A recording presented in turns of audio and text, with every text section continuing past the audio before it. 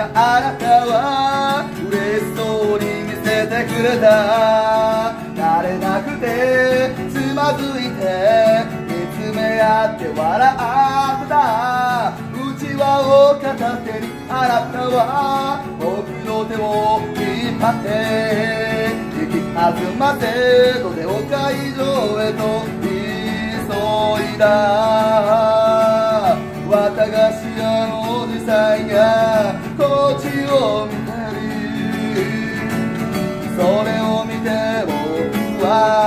やきもち打ち上げ花火咲き誇った花は君の顔に生えてまたこうした下駄をカタカタと鳴らし少し足早になって家の近く境内で花火をぶら下げて君の好きな線香花火最後にとっておこうとそれを見た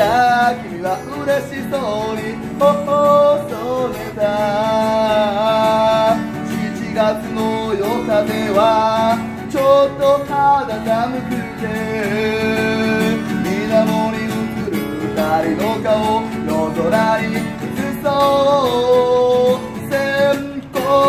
花火小さくパチパチと君は嬉しそうに僕に見せた。月明かりに照らされて二人は手をつないでとても歩いて